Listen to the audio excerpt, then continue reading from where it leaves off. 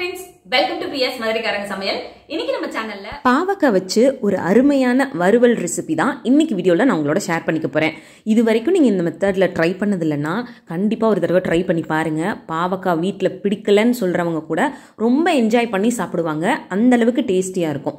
So வாங்க இந்த சுவையான ரெசிபி எப்படி பண்றதுன்னு வீடியோக்குள்ள போய் பார்த்து தெரிஞ்சுக்கலாம். அதுக்கு முன்னாடி ஒரு சின்ன ரிக்வெஸ்ட், நீங்க இந்த வீடியோ பார்த்துட்டு இருக்கும்போதோ இல்லை பார்த்து முடிக்கும் போதோ இந்த ரெசிபி உங்களுக்கு பிடிச்சிருந்தது அப்படின்னா மறக்காமல் வீடியோ கீழே இருக்க லைக் பட்டனை கிளிக் பண்ணிக்கோங்க. இந்த ரெசிபி பண்ணுறதுக்கு 3 மீடியம் சைஸ் பாவக்காவை இந்த மாதிரி கட் பண்ணி எடுத்து வச்சுருக்கேன். ஸோ இப்போ ஸ்டவ் ஆன் பண்ணி கடாய் வச்சுட்டு அதில் இந்த பாவக்காய் பொரிக்கிற அளவுக்கு எண்ணெய் சேர்த்துருக்கேன். எண்ணெய் நல்லா சூடானதும் இந்த மாதிரி போட்டுட்டு டீப் ஃப்ரை பண்ணி அந்த பாவக்காவோட கலர் வந்து நல்லா சேஞ்ச் ஆகி வரணும். அந்த அளவுக்கு ஃப்ரை பண்ணி எடுத்துக்க போகிறோம். இது கொஞ்சம் எண்ணெய் எக்ஸ்ட்ரா செலவு பண்ணி செய்யக்கூடிய ரெசிபி தான். உங்களுக்கு எண்ணெய் அதிகமாக வச்சு இந்த மாதிரி ரெசிபிஸ் எல்லாம் சாப்பிட கஷ்டமாக இருக்கும் அப்படின்னு நினச்சிங்கன்னா எண்ணெய் ரொம்ப கம்மியாக வச்சு பண்ணக்கூடிய பாவக்காய் ரெசிபிஸும் நம்ம சேனலில் நிறைய ஷேர் பண்ணியிருக்கேன். செக் பண்ணி பாருங்கள் பிளேலிஸ்ட்டில். இப்போ இந்த மாதிரி ஃப்ரை பண்ணி எடுத்ததுக்கப்புறமா தனியாக ஒரு பிளேட்டுக்கு மாற்றி வச்சிடுறேன். இதே மாதிரி எல்லா பாவக்காயும் டீப் ஃப்ரை பண்ணி எடுத்துக்கலாம். இந்த மாதிரி டீப் ஃப்ரை பண்ணும்போது ஸ்டவ்வை மீடியம் ஃப்ளேமில் வச்சுக்கோங்க. ஹை ஃப்ளேமில் வச்சா டக்குன்னு கரிஞ்சிடும். இப்போ இது நல்லா ஆறுனதுக்கப்புறம் ஒரு மிக்சி ஜாரில் சேர்த்துருக்கேன். இது கூட 4 மீடியம் சைஸ் பூண்டுப்பல், 1/2 ஸ்பூன் அளவுக்கு சீரகம் சேர்த்துக்கிறேன்.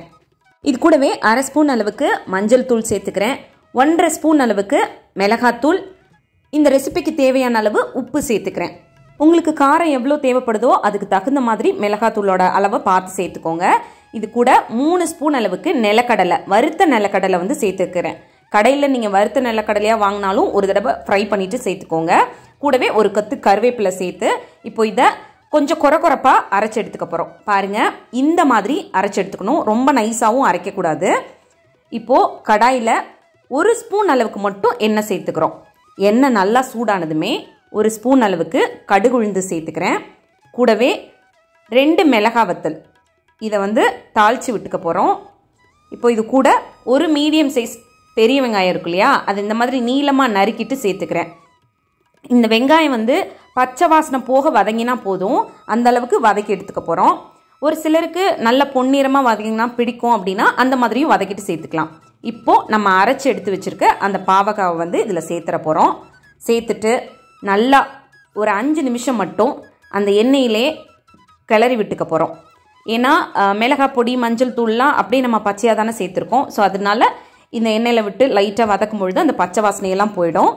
இப்போ பாருங்கள், 5 நிமிஷம் ஆகிடுச்சு. நம்மளோட பாவக்காய் ஃப்ரை வந்து ரொம்ப சூப்பராக ரெடி ஆயிருக்கு. எல்லா வகையான குழம்பு சாதத்தோடு வச்சு சாப்பிட்றதுக்கும் ரொம்ப சூப்பராக இருக்கும். இந்த ரெசிபியை நீங்களும் உங்கள் வீட்டில் ட்ரை பண்ணி பாருங்கள். கண்டிப்பாக எல்லாருக்கும் ரொம்ப பிடிக்கும். ட்ரை பண்ணி பார்த்துட்டு உங்களோட கமெண்ட் என்னன்னு சொல்லுங்கள். இந்த வீடியோ உங்களுக்கு பிடிச்சிருந்தது தான் வீடியோவை லைக் பண்ணிவிட்டு நம்ம சேனலை மறக்காமல் சப்ஸ்கிரைப் பண்ணிக்கோங்க. நிறைய பேர் சப்ஸ்கிரைப் பண்ணாமல் பார்த்துட்டு இருக்கீங்க. ப்ளீஸ் மறக்காமல் சப்ஸ்கிரைப் பண்ணி பக்கத்தில் வர பெல் ஐக்கானை கிளிக் பண்ணி ஆல் பட்டனையும் கிளிக் பண்ணி வச்சுக்கோங்க. தேங்க்யூ.